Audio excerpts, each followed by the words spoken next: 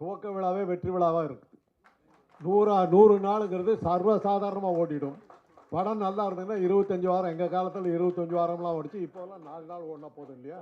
அதான் அது 4 நாள் இல்லை, 40 நாள் இல்லை, 400 நாள் ஓடும். நல்ல கலைஞர்கள். அவர் வேற பேர் சார் மங்களநாதன் மங்களகரமாக ஆரம்பித்து வச்சிருக்கார். இதுக்கு மேலே என்ன வேணும்? வெற்றி நிச்சயம். ரெண்டாவது ஐயா காந்தராஜ் ஐயாவுக்கு வந்து தமிழில் மந்திரம் சொன்னால் தான் பிடிக்கும். அதனால தான் தமிழிலே மந்திரம் சொன்னேன். கலையாத கல்வியும் குறையாத வயதும் ஒரு கபடு வாராத நட்பும் அன்பு உதவிய பெரிய தொண்டரோடு கூட்டு கண்டை அழியாளை அழியாத அபிராமி ஆத கடவுரின் வாழ்வு அமுதீஸ்வர் ஒரு பாகம் அகராத சுகவாணி அருள்வாமி அபிராமியே. போதுமா? பகுத்தறிவாளர். எனக்கு கடவுள் நம்பிக்கை கிடையாது. நான் பகுத்தறிவு இதை சேர்ந்தவன். எனக்கு கடவுள் நம்பிக்கை கிடையாது. சொன்னாருங்கிறதுக்காக சொன்னேன். இந்த சாமியெல்லாம் திட்டுறதுக்காக தான் இந்த கடவுளத்தெல்லாம் தெரிஞ்சு படித்து வச்சுருக்கிறேன். வேறு ஒன்றும் இல்லை. இதில் என்ன கோளாறு இருக்குது, என்ன குழப்பம் இருக்குதுன்னு தெரிஞ்சுக்கிட்டு தான் படித்து வச்சுருக்கேன். இருந்தாலும் கடவுள் அருளும் உங்களுக்கு இருக்கும். எங்கள் மாதிரி பகுத்தறிவாளருடைய இது ஆசீர்வாதங்களும் வாழ்த்துக்களும் உங்களுக்கு நிறைய உண்டு. வெற்றி நிச்சயம், வெற்றி நிச்சயம். அறியாத பசங்க ஊர் உலகமெல்லாம் அறிஞ்ச பசங்களாக வெற்றியோடு வருவாங்கங்கிறது நிச்சயம். வெற்றி நிச்சயம், வெற்றி நிச்சயம். அனைவருக்கும் வணக்கம். நல்ல கைதட்டலாம் தத்துவமா வேண்டாமா? 20 வருஷமாக ஏவிஎம் ஸ்டுடியோ காம்பவுண்டில் இருந்து எங்களை எல்லாம் சந்திச்சுக்கிட்டு இருக்கிற ரகு அவர்களுக்கு இப்போ தான் வாய்ப்பு கிடைச்சிருக்கு. அதுக்காக ஒரு தடவை கைதட்டு. 20 வருஷம் காத்துக்கிட்டேன்.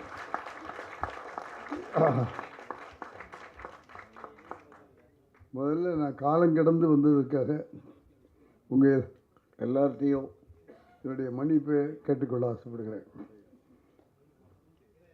எனக்கு முன்னால் எங்களுக்கெல்லாம் காட்ஃபாதராக இருந்த ஐயா அமைச்சர் ராஜாராம் அவருடைய சகோதரர் காந்தாராவ் சார் இங்கே உட்கார்ந்துருக்காரு. அந்த பயத்தோடையே மேடைக்கு வந்திருக்கேன். இன்றைக்கி விமர்சனம் பண்ணுறதுல தமிழகத்திலேயே முதல்ல இருக்கிறவர் ராஜா சாருடைய சகோதரர் டாக்டர் காந்தாராஜ் அவர்கள், அரசியல் விமர்சகர். அவருக்காக ஒரு தடவை கைதட்டிருங்க. இல்லாட்டா உங்களையும் என்னையும் ரகுவையும் சேர்த்து விமர்சனம் பண்ணுவார். அந்த விமர்சனத்தில் உண்மை இருக்கும், பொய் இருக்காது. எதையும் தைரியமாக சொல்லுவார்.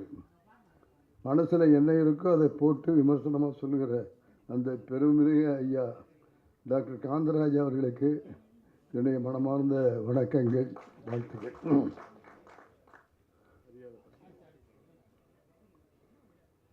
பெருமாள் கிரியேஷன்ஸுடைய தயாரிப்பில் அறியாத பசங்க அப்படிங்கிற தலைப்பில் இன்னைக்கு இசை, கதை, திரைக்கதை, டைரக்ஷன், நடிப்பு அப்படின்னு எல்லா தொகையிலையும் பொறுப்பேற்றுக்கிட்டு ரகுவர்கள் அறிமுகமாக அங்கே இருக்கிறதுனால கை தட்ட மாட்டீங்களா?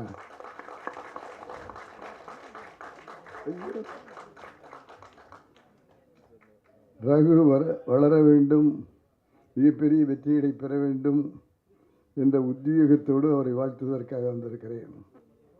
எதையும் துடிப்பாக செய்யக்கூடியவர், விரும்பி செய்யக்கூடியவர், தெரிந்து செய்யக்கூடியவர். ஆகவே நிச்சயமாக அவர் இயக்குகிற, அவர் தயாரிக்கிற இந்த படம் மிகப்பெரிய வெற்றியடைய வேண்டும் என்று நான் மட்டுமல்ல உங்களையும் சேர்த்து கொண்டு வாழ்த்துகிறேன்.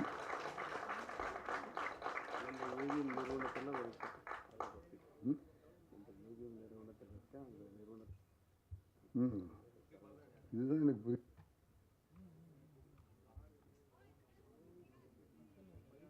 தயாரிப்பாளர்கள் திருமதி பவுனம்மாள், பா இளஞ்செழியன், அவங்கள ஒரு தடவை பலமாக கைதட்டி பாராட்டி வாழ்த்துகிறேன்.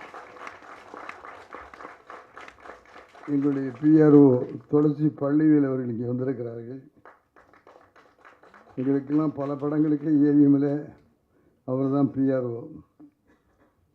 ஆகவே அப்படிப்பட்டவர் இங்கே வந்திருப்பதனால் இந்த இண்டஸ்ட்ரி எப்படி இருக்கிறது என்பதை அவர்களுக்கு சொல்ல வேண்டும்.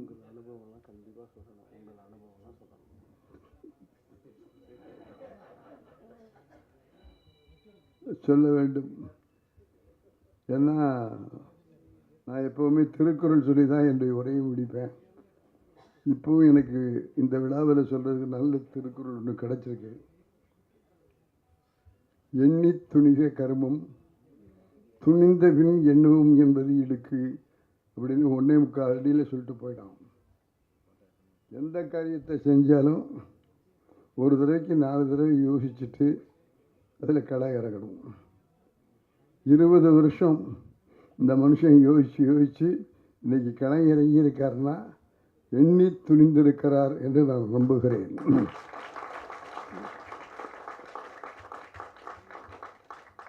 நான் ரொம்ப நேரம் பேசக்கூடாது, பேச முடியாது. ஆனால் ஒரே ஒரு உதாரணத்தை மட்டும் உங்களிடத்தில் சொல்லிக்கொள்ள ஆசைப்படுகிறேன். நானும் அவரும் இருக்கிற இடம் ஏவி மெய்யப்ப செட்டியார் அவர்கள் உருவாக்கிய ஏவிஎம் ஸ்டுடியோ. அவர்கள் நல்ல கைதட்டுகளை உலகம் முழுதும் பெற்றிருக்கிற நிறுவனம். ஏவிஎம்ஐ பற்றி உங்கள் எல்லாருக்குமே தெரியும். அந்த 3 எழுத்து, அந்த 3 எழுத்தை உருவாக்கினவர் தான் ஏவி மெய்யப்பன். அவருடைய பிள்ளைகள் முருகன், குமரன், சரவணன், பாலசுப்ரமணியம், அவருடைய மகள் மீனா வீரப்பன், இவ்வளவு பேரும் அவருடைய வாரிசுகள். கிட்டத்தட்ட 80 ஆண்டு காலமாக ஸ்டுடியோவை நடத்தி கொண்டிருக்கிறார்கள். செய்திட்ட மாட்டீங்களா? 80 வருஷம் ஸ்டுடியோவை நடத்தியிருக்காங்க. இந்தியாவில் இருக்கிற 60 மொழிகளில் படங்கள் எடுத்து தயாரிப்பாளராக அகில இந்தியாவில் இருந்திருக்கிறார். ஐயா ஏவிஎம் அவர்களுக்கு பிறகு நாங்கள் எல்லாம் இயக்கம் செய்து அதையும் தொடர்ந்து அந்த பணிகளை செய்து தயாரிப்பாளர்களாக பல படங்களை இங்கே ரக சொன்னாரே, முரட்டுக்காளி, சகலகலாவலம், நல்லவனுக்கு நல்லவன், நம்முடைய பாக்கியராஜ் அவர்கள் எடுத்த முந்தானி முடிச்சு, இப்படி படங்களையும் அவருடைய வாரிசுகள் எடுத்து நடத்தார். சடனா கொஞ்ச நாளைக்கு முன்னால் இருந்து படம் எடுக்கிறத நிறுத்திட்டாங்க. சரவணன் சார்ட்டையும் குமரன் சார்ட்டையும் நான் போய் இவ்வளோ பெரிய ஸ்டுடியோ வச்சுருக்கோம், இவ்வளவு ஃப்ளோர், இவ்வளவு ஆட்கள்னு சாதாரண ஆட்கள் இல்லை, 3 தலைமுறையாக ஏவிஎம்மில் வேலை செய்கிற கலைஞர்கள், பணியாளர்கள் எல்லாம் இருக்காங்க. அவங்களுக்கெல்லாம் என்ன அடுத்த வாழ்க்கை எப்படி? இப்படியே ஸ்டுடியோவை நஷ்டத்தில் நடத்திட்டு போனால் ஒரு நாளைக்கு நஷ்டமாக இருக்குது, ஸ்டுடியோவை மூடிவிடுவோம்னு சொல்கிற அளவுக்கு வந்துடுவீங்க. ஆகவே தயவு செஞ்சு எப்படியாவது படம் எடுங்க சார்னு போய் கேட்டால், முத்துராமன், நீங்கள் எங்களில் ஒருத்தர், எங்களுடைய சகோதரர், எங்களுடைய நல்லதுலேயும் கெட்டதுலேயும் பங்கு பெற்றவர், இங்கேயே வேலை பழகி இந்த ஸ்டுடியோலேயே டைரக்டர் ஆகி பல படங்களை இயக்கி கொடுத்துருக்குறீங்க. அப்படிப்பட்ட நீங்கள் சொல்கிறத நாங்கள் கேட்கணும், ஆனால் எங்களால் முடியலை. ஆகவே உங்கள்கிட்டயே நாங்கள் ஒரு பதிலை எதிர்பார்க்குறோம். படம் எடுத்துட முடியும், ஆனால் அந்த படத்தை வியாபாரம் பண்ண முடியல.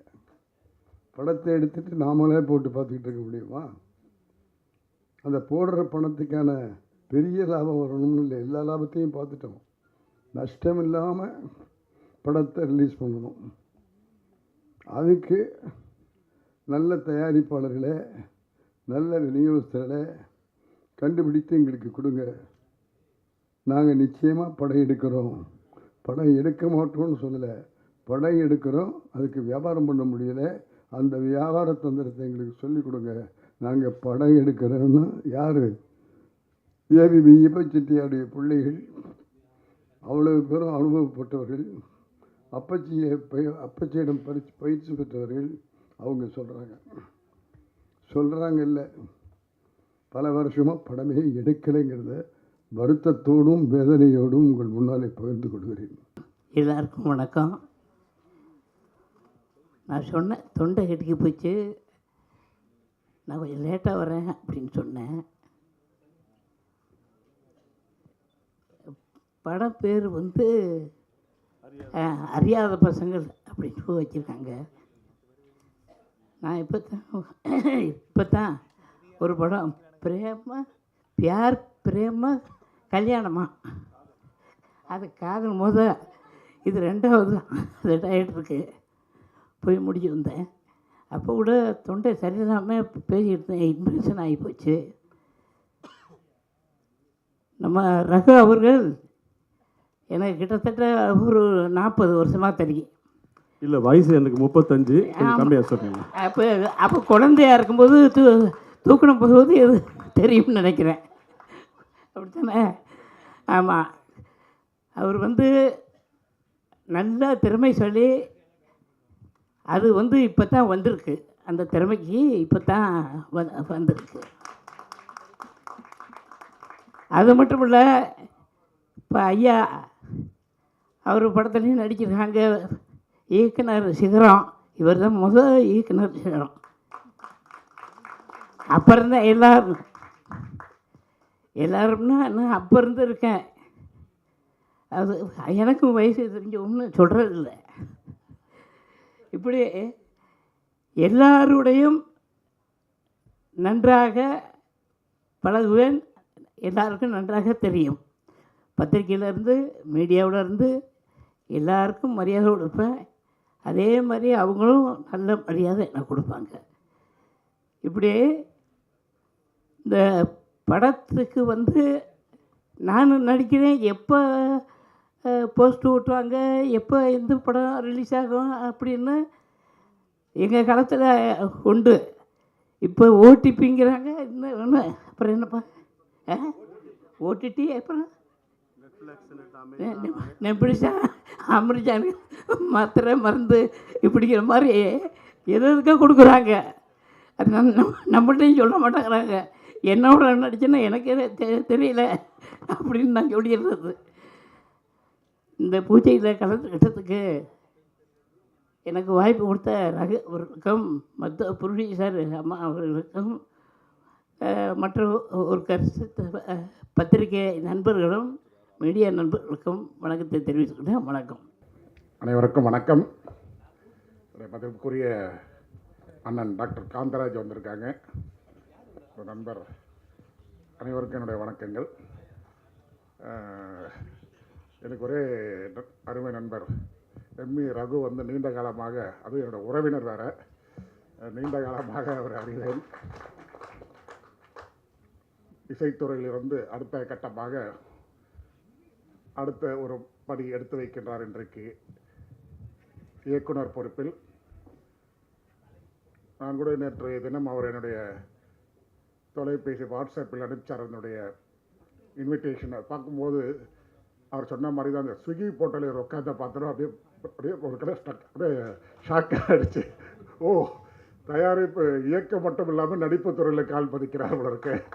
வாழ்க வாழ்க அப்படி. இன்னைக்கு காலையில் என்னுடைய மனைவி வழி உறவினர் அவர், மனைவியிடம் சொல்லிவிட்டு இந்த மாதிரி உங்களுடைய உறவினருடைய அழைப்பை தட்ட முடியாது, அவருடைய வாழ்த்துக்களை அவருக்கு தெரிவித்து விட்டு வருகிறேன் என்று சொன்னேன். ஆனால் இன்னொரு நிகழ்ச்சிக்கு என்னுடைய மனைவி செல்ல வேண்டிய, நானும் என்னுடைய மனைவியும் செல்ல வேண்டிய சூழல்.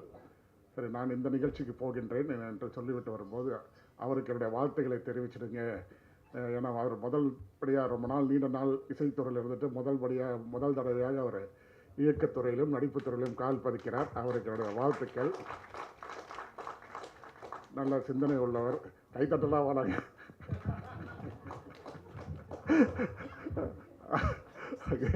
அவருக்கு என்னுடைய வாழ்த்துக்கள். ஏன்னா இது வந்து ஒரு கலைத்துறை பயணம், மிகப்பெரிய ஒரு பயணம். நான் கூட நிறைய திரைப்படங்கள்லாம் பார்க்கின்றோம். வித்தியாசப்படமான படங்கள்லாம் வெற்றி பெறுவதுண்டு. உதாரணமாக மைனா போன்ற படங்கள்லாம் பார்க்கின்ற பொழுது ரொம்ப சாதாரண படமாக தான், ஆனால் ஒரு பெரிய செய்தியோ ஒரு பெரிய நல்ல வெற்றி படமாகலாம் அமைந்தது. ஆகவே ஒரு நல்ல செய்தியை கொடுத்தால் கண்டிப்பாக மக்கள் நல்லா வரவேற்பார்கள். அவருக்கு அந்த வரவேற்பு அமையும். ஆகவே நல்ல படமாக இது அமைய வேண்டும் என்று வாழ்த்தி விடைபெற்றுக் கொள்கிறேன். நன்றி, வணக்கம். சேர்த்து வச்சவர் பாரதி, அறிமுகம் படுத்துருந்து ரகுக்கு பாரதி. அந்த மூலயமா என் பிள்ளை முன்னுக்கு வந்தான். இதுக்கு மேலேயும் ரகு நான் ஒரு மனுஷனாக நினைக்கிறேன். எனக்கு 3 பிள்ளை, engineer, doctor, auditor, chartered account எல்லாமே. நான் ஒரு போலீஸ் அதிகாரியோட மனைவி. எனக்கு வயசு 87.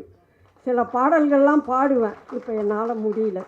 அதனால ரகு நல்ல மனுஷன், நல்ல குணம். அன்றைக்கே சொல்லிட்டேன், என் 3 பிள்ளையோட நீ ஒரு பிள்ளை. உன்னை நான் என்ன முன்னுக்கு வர வைக்கணுமோ வைக்கிறேன், நானே வைக்கிறேன். உனக்கு ஒரு படம் எழுதி காட்டுறேன், அதை நீ படம் நடி அப்படின்னு சொல்லி ரகு எனக்கு ரொம்ப பிடிச்சி போச்சு, ரொம்ப அன்பாக போச்சு. இதுக்கு மேலே அவர் படத்தை நடத்தி நல்ல பேர் வாங்கினா அடுத்தது அவருக்கு விமோசனம் உண்டு. நல்ல முறையில் நடக்கணும். ஆண்டவனை கூப்பிடுறேன். ஃபஸ்ட்டு ஸ்டேஜ்ன்றதால கொஞ்சம் நர்வஸ்னஸ் இருக்குது. போக போக சரியாயிடும்னு நினைக்கிறேன். அறியாத பசங்க படத்தில் என்னை சூஸ் பண்ணதுக்கு தேங்க்ஸ். ரகு சார் தான் நான் தேங்க்ஸ் சொல்லணும். அப்புறம் எங்கள் அப்பா அம்மா, என் ஒய்ஃபு, என் தம்பி எல்லாருக்கும் தேங்க்ஸ் சொல்கிறேன். படம் கண்டிப்பாக நல்லபடியாக வரும். எல்லா படத்தையுமே நீங்கள் ஆதரிக்கிற மாதிரி எங்களுக்கும் ஆதரவு தெரியுங்க. தேங்க்ஸ். அப்புறம் இளஞ்சலின் சாருக்கு நன்றி, ப்ரொடியூசர்ஸ்க்கு நன்றி, எங்களோட கேஸ்ட் அண்ட் க்ரூக்கு எல்லாருக்குமே நன்றி. நான் படம் முடிஞ்சதுக்கப்புறம் எப்படி வந்திருக்குன்னு சொல்லிட்டு நான் பேசுகிறேன். தேங்க்ஸ். வணக்கம், எல்லோரும் எப்படி இருக்கீங்க? ஓகே. ஸோ ரொம்ப தேங்க்ஸ் வந்ததுக்கு நம்ம படம் பூஜைக்கு. அண்ட் ரொம்ப எக்ஸைட்டடாக இருக்குது இந்த மூவியில் ஒர்க் பண்ணுறதுக்கு. நல்ல டீம் கிடச்சிருக்காங்க. ஸோ ரொம்ப ஹாப்பியாக இருக்குது. So thank you so much. Hello, எல்லாருக்கும் வணக்கம். ஆக்சுவலி நல்ல டீம். புதுசாக நான் ஆக்சுவலி தமிழ் இண்டஸ்ட்ரிக்கு புதுசு. ஆக்சுவலி இது என்னோடய ஃபஸ்ட் மூவி. ஸோ நல்லா பண்ணணும், நல்லபடியாக ரீச் ஆகணும்னு இருக்குது. உங்கள் எல்லோரும் சப்போர்ட் அண்ட் நல்ல டீம். ஆமாம், எனக்கு கொஞ்சம் நர்வஸாக இருக்குது. லைக் ஃபஸ்ட்டு ஸ்பீச் மூவி இண்டஸ்ட்ரியில் stage speech actually. Thank you sir. அனைவருக்கும் இனிய காலை வணக்கம். ரொம்ப மகிழ்ச்சியான தருணம். ஒவ்வொரு படம் பூஜை போடும்போதும் இந்த மாதிரி கலைஞர்களுக்கு, வளர்ந்து வர்றவங்களுக்கு, புதுமுகங்களுக்கு எல்லாத்துக்குமே ஒரு மிகப்பெரிய ஒரு மனசில் ஒரு உந்துதலை ஏற்படுத்தக்கூடிய ஒரு விஷயந்தான் பட பூஜை அப்படிங்கிறது.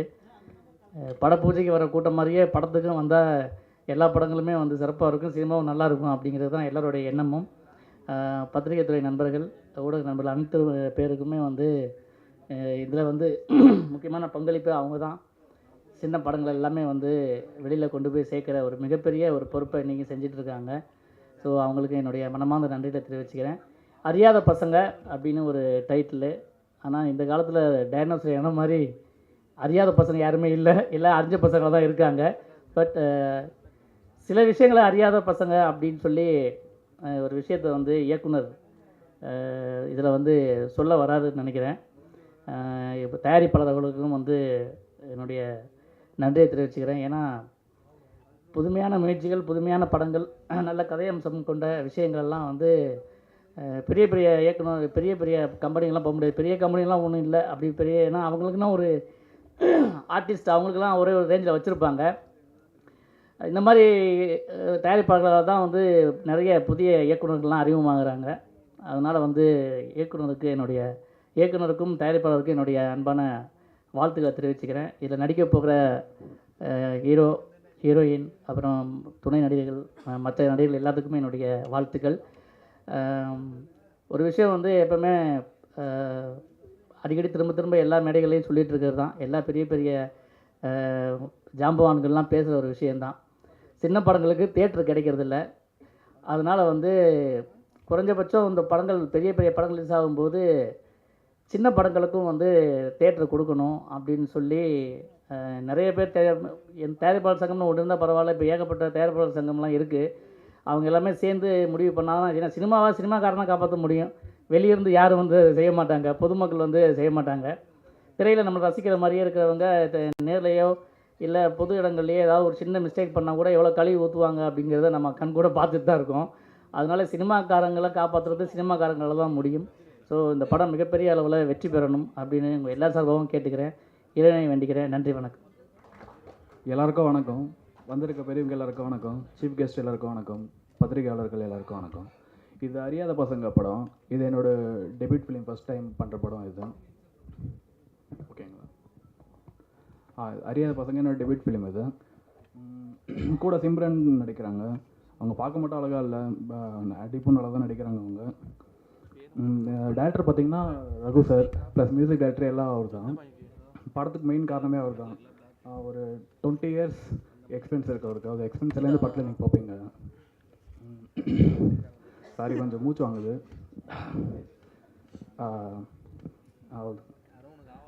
இளஞ்செல்லியன் சாருக்கு ரொம்ப நன்றி. அப்புறம் பேரண்ட்ஸ், அம்மா அப்பா எல்லாருக்கும் நன்றி. யா,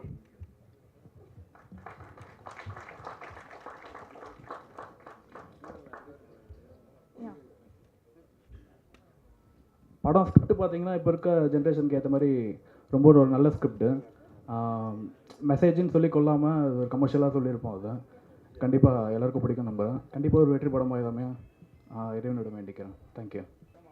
உங்கள் அழைப்பிற்கு நன்றி. இந்த அறியாத பசங்க இந்த பட துவக்க விழாவிற்கு வந்திருக்கக்கூடிய உங்கள் எல்லோரையும் வணங்கி வரவேற்கிறேன். நானும் பல திரைப்படங்களை இயக்கிய இயக்குனர் என்பது உங்களுக்கு தெரியும். இப்போது தொலைக்காட்சியில், கல்லூரிகளில் பேராசிரியராக பணியாற்றி கொண்டிருக்கிறேன். இந்த பெருமாள் ஃபிலிம்ஸ் அறியாத பசங்க, இதில் இந்த அறியாத பசங்க படத்திற்குள்ள இணைஞ்சிருக்கவங்க எல்லாமே அறிஞ்ச பசங்க. எல்லாம் அறிஞ்ச பசங்க ஒன்று அறியாத பசங்க மாதிரி நடிக்கிறதும் துடிக்கிறதும் அது சாதாரண விஷயம் இல்லை. எல்லாமே தெரிஞ்சவங்க தெரியாத மாதிரியே நடிக்கணும். நான் கூட தான் இப்போ தொலைக்காட்சிகளில் நிறைய பேர் பேட்டி கண்டுக்கிட்டு இருக்கேன். யாரை பேட்டி காண்றோனோ அவங்கள பற்றி எனக்கு எல்லாமே தெரியும், ஆனால் தெரியாத மாதிரியே கேட்கணும். அதுதான் தொழிலோடைய ரகசியம். இதில் இந்த விழாவிற்கு இதில் யாரெல்லாம் கான்ட்ரிபியூட் ஆகியிருக்காங்களோ அவங்க அத்தனை பேருக்கும் என்னுடைய வாழ்த்துக்களை தெரிவிச்சுக்கிறேன். ஆனால் அடிப்படையாக நான் இங்கே வந்ததுக்கு காரணம் என்னுடைய அருமை தம்பி, என் அருமை சகோதரர் எம்.வி. ரகு, இசையமைப்பாளர். அந்த எம்.வி. ரகுவை பார்க்கும்போதெல்லாம் நான் அடிக்கடி சொல்லுவேன் எம்எஸ்வி ரகுனே சொல்லுவேன். ஏன்னா அவர் மெல்லிசை மாமன்னர் எம்எஸ்வியினுடைய முழுமையான பக்தர்.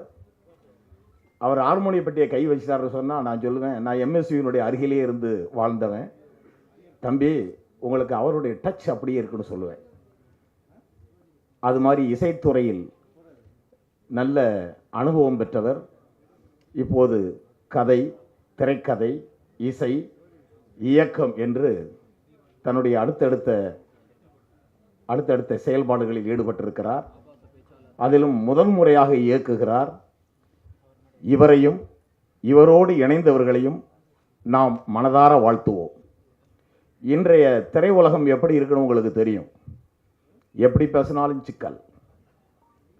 1000 படம் 2000 படம் ரிலீஸ் ஆகி மட்டும்தான் படங்கள் ஓட்டப்பட்டு கொண்டிருக்கிறது. எந்த படமும் ஓடுறதில்லை, எந்த படமும் வெற்றி பெறுவதில்லை. எல்லா படத்தையும் வெற்றி பெற வச்சுக்கிட்டு இருக்காங்க. ஆனால் எந்த சூழ்நிலையிலும் என்றைக்கும் ஒரு உண்மையான ரகசியம் என்னவென்றால், உண்மையிலே நல்ல படம் எல்லா தடைகளையும் தாண்டி ஓடிக்கொண்டு தான் இருக்கிறது. அதுதான் மக்களின் அடிப்படையான உண்மையான ரசனை. அந்த வகையில் இந்த அறியாத பசங்க எல்லோரும் அறியும் வண்ணம், இங்கே ஒரு பெரியவர் வந்து வாழ்த்தினார, அது மாதிரி எல்லோரும் அறியும் வண்ணம் மாபெரும் வெற்றி பெற உங்களோடு இணைந்து கொண்டு நானும் வாழ்த்துகிறேன். நன்றி, வணக்கம். பட பூஜைக்கு வந்திருக்கின்ற ரசிக பெருமக்களையும் இதில் கலந்து கொண்டிருக்கின்ற தொழில்நுட்ப வல்லுநர்களையும், முதலில் இசையமைப்பாளராக இருந்து டைரக்டராக அறிமுகமாகும் என் அருமை சகோதரன் ரகு அவர்களை பாராட்டுவதற்காக இங்கே நான் வந்திருக்கிறேன். என்னை அறிமுகப்படுத்தும் போது அரசியல் தவிர அத்தனையும் பேசுவார் என்று சொன்னார். நான் எந்த மேடையில் எதை பேச வேண்டுமென்று, எதையெல்லாம் பேசக்கூடாது என்றும் நான் வணங்குகின்ற ஒரு 20 ஆண்டு காலம் பழகிய காவிய தலைவர் டாக்டர் சிவாஜி கணேசன் அவர்களின் வளர்ப்பு பிள்ளை என்பதில் இந்த மேடையில் அறிவிப்பதில் பெருமைப்படுகிறேன். ஆகவே இந்த விழாவிற்கு அழைப்பதற்கு முன்பு முந்தா நாள் இரவு ஒரு 11:24 இருக்கும்னு நினைக்கிறேன் அவருக்கு எனக்கு மெசேஜ் போடும்போது. நான் எப்போவுமே 10 மணிக்கு ஃபோன் ஆஃப் பண்ணுற ஆள். ஏன்னா திட்டுறவன் தான் நிறைய பேர் எனக்கு ஃபோன் பண்ணுவான். நான் அதெல்லாம் வாங்கி அந்த திட்டுற ஃபோனெல்லாம் வச்சுக்கிட்டு எனக்கு எப்போ நேரம் ஃப்ரீயாக இருக்கோ அப்போ நான் ஃபோன் பண்ணி அவங்கள கலாய்க்கிறது என்னோடய பழக்கம். அன்றைக்கி அது மாதிரி குறிப்பு எடுத்துகிட்டு இருக்கும்போது தான் ரகு ஃபோன் பண்ணி என்ன சொன்னார், இதுக்கு முன்னாடி அவரை நேரிலேயோ இல்லை அறிமுகமோ எனக்கு அவர் நிச்சயம் கிடையாது. என்னை பொறுத்தவரை பள்ளத்திலிருந்து பாழ்பட்டு போய் உழைத்து உழைத்து ஓடாய் தேய்ந்து ஒருவன் முன்னுக்கு வருகிறான் என்று சொன்னால் அவனை வாழ்த்துபவன் மட்டும்தான் மனிதனே தவிர வேறு ஒன்றும் இல்லை. இங்கே எனக்கு முன்னால் அண்ணன் பேசி கொண்டிருந்தார். அவர் பேசியதில் இறுதியை மட்டும்தான் கேட்டேன். திரைப்படங்கள் வருகிறது ஓடுகிறது, நல்ல படங்கள் மட்டும்தான் ஓடும் என்று சொன்னார். எனக்கு அடிக்கடி சிவாஜி சொல்லுவார், காரிலே பயணம் செய்யும்போது ரசிகர்கள் கை தட்ட தட்ட அவன் கலைப்பசி தீரும் வரை நடிப்பவன்தான் நடிகனை தவிர மற்ற எவனும் நடிகன் இல்லை என்று சொல்லியிருக்கிறார். தன்னை நம்பும் தைரியம் இருந்தால் நாள் என்ன பொழுது என்னன்னு கண்ணதாசன் எழுதினார். அந்த தைரியம் அவருக்கு இருக்குது. 8 எழுத்தில் பேரே வைக்கக்கூடாதுன்னு. அது அந்த காலத்தில் கல்யாண பரிசுன்னு ஒரு படம் வந்தது. கல்யாண பரிசு இப்போ போடணும், 8 எழுத்து வருதுன்னு இந்த இப்போ எடுத்தாங்க. அந்த அளவுக்கு மூட நம்பிக்கை இருக்கிற ஒரு சினிமா உலகத்தில் அதையெல்லாம் முறியடிச்சுக்கிட்டு அறியாத பசங்கன்னு 8 எழுத்தில் தலைப்பு வச்சுருக்காருன்னும் போது அவருடைய தன்னம்பிக்கையும் தைரியமும் நமக்கு தெரியுது. அது படத்தில் பிரதிபலிக்கும்னு எதிர்பார்க்குறோம். நல்ல கதாநாயகர்கள் எல்லாமே நல்லா இருக்காங்க. நம்ம அதாவது அன்றாடம் பார்க்குற கதாநாயகர்கள் 2 பேருமே நம்ம ரோட்டில் பார்க்குற மாதிரி ஆட்கள் மாதிரி இருக்காங்க. ஒன்றும் இப்போ ஒரு அதிசய பிரிவுகளாக இல்லை. அப்படியே பஸ் ஸ்டாண்டில் பார்த்தோம்னா நம்ம ஹீரோ மாதிரி இருக்கார், அவர் தான் ஹீரோ அப்படின்னா என்ன அர்த்தம்? மக்களோட ஒட்டிய ஆட்களே வந்து நடிகர்களாக தேர்ந்தெடுத்திருக்காங்க. அவங்கள பார்க்கும்போது ஓ நம்ம பற்றி தான் அந்த கதையில் வருது போட்டிருக்காங்க, இவர் நம்மளாட்டுமே இருக்கார், நம்ம கதையை தான் அவர் சொல்கிறார் போட்டிருக்கங்கிற ஒரு அந்யோன்யம் அந்த படத்தில் ஏற்படுங்கிற நம்பிக்கை எனக்கு இருக்குது. நல்லபடியாக வரும். ரகுவுக்கு வாழ்த்துக்கள். அவர் இசையமைப்பாளராக இருந்து நடிகராக உயர்ந்திருக்கிறாரு. இதில் நடிக்கிற அத்தனை பேர்களுக்கும், டெக்னீஷியன்களுக்கும், கதாசிரியர்களுக்கும் இதை இன்னும் டிஸ்ட்ரிபியூஷன்லாம் இருக்குதா? டிஸ்ட்ரிபியூட்டர்லாம் இருக்காங்களா? இந்த படத்தையெல்லாம் விற்கிறதுக்குன்னு அதெல்லாம் ஒரு கூட்டம் அதெல்லாம் இருக்கா? இன்னும் இருக்கா? அவங்களுக்கும் எல்லாத்துக்கும் ஒரு வாழ்த்தை சொல்லி, தயாரிப்பாளராக இருக்கிற பவுனம்மா அவங்க தான் தயாரிப்பாளர், நான் எதிர்பார்க்கவே இல்லை. அவங்களுக்கு என்னுடைய மிகப்பெரிய மரியாதையும் வாழ்த்தையும் தெரிவித்து, உங்கள் படிப்படியாக நீங்கள் இன்னும் நிறையா படங்களை தயாரிக்கணும்.